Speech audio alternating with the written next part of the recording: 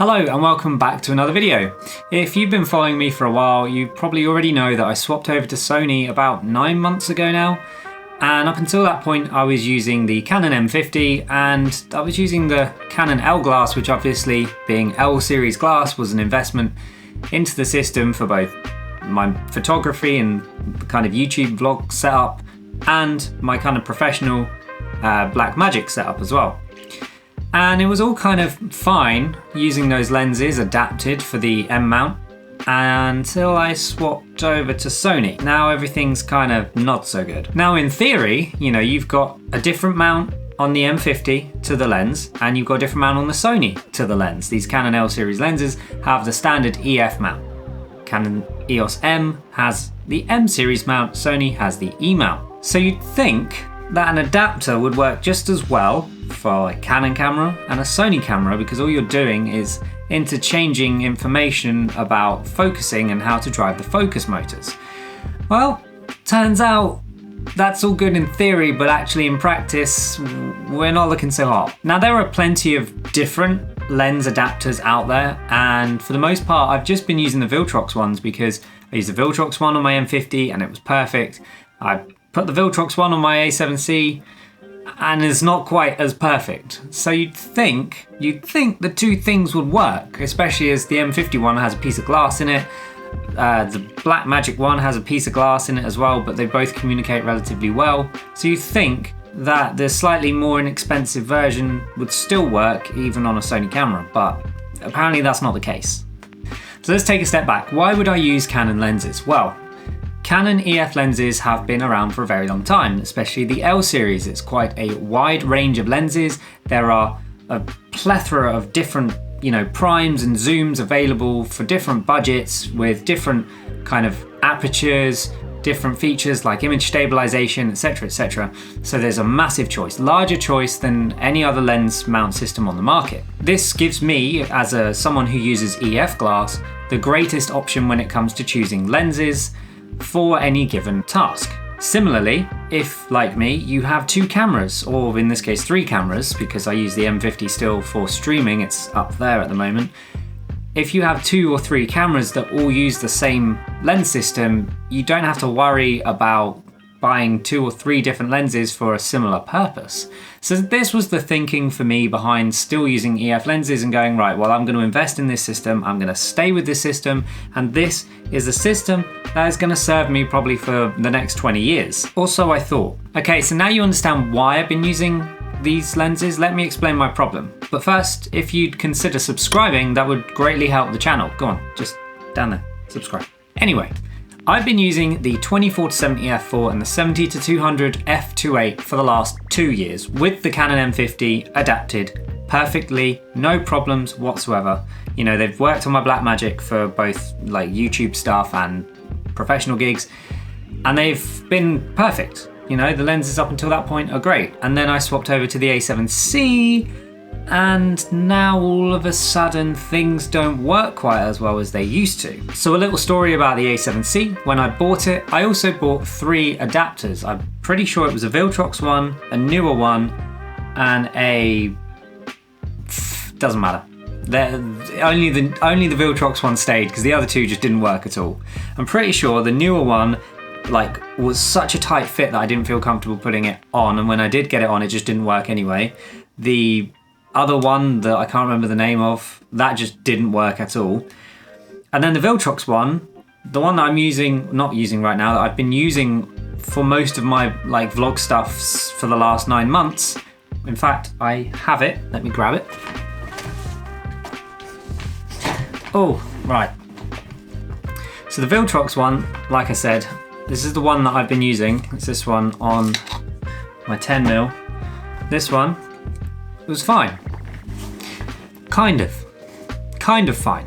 So the problem is, this adapter, it works kind of well with the EF lenses and the Sony A7C. It works kind of well for photo. However, if you want to quickly swap to video, you've got to flick a switch to go from between phase detection and contrast detection autofocus. That got old pretty quickly. I used it for a while and it was kind of okay, but yeah, it's a pain in the butt. Now, I've still got one EF lens, the Sigma 10-20.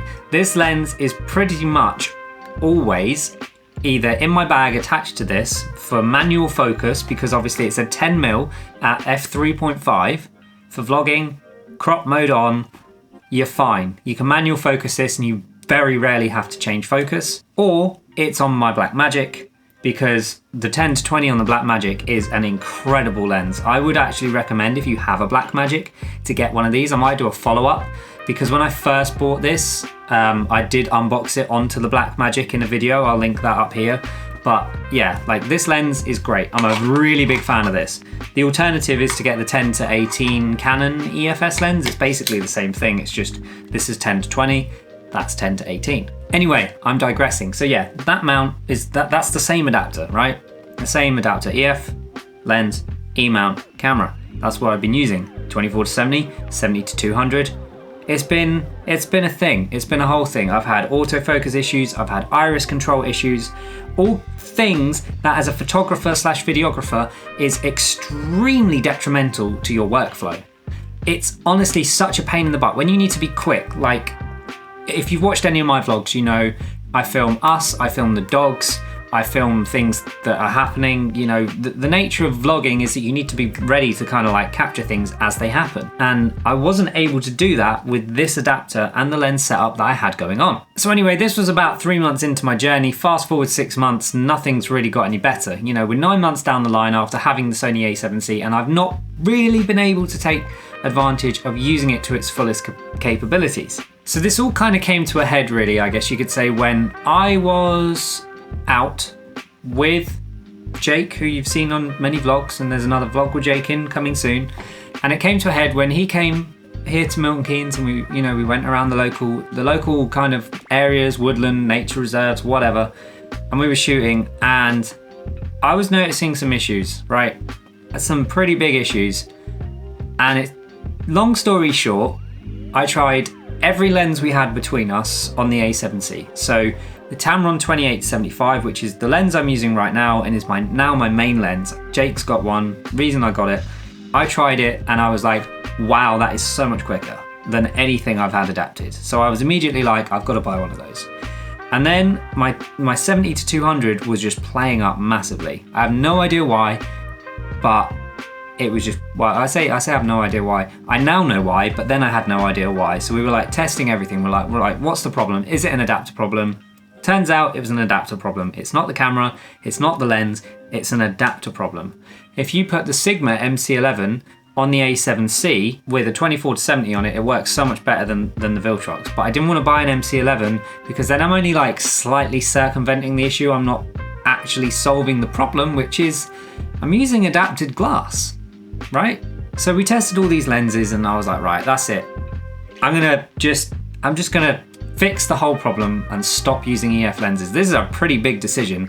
If you've moved from Canon to Sony or Sony to Canon, if you've gone from something to Fuji or Fuji to something, you know exactly how it feels to have to sell all of your lenses. The lenses that you're so used to using that pair with your camera, it's not a good time. But I did it anyway. I took the plunge, I boxed them all up, I sent them off to Wex.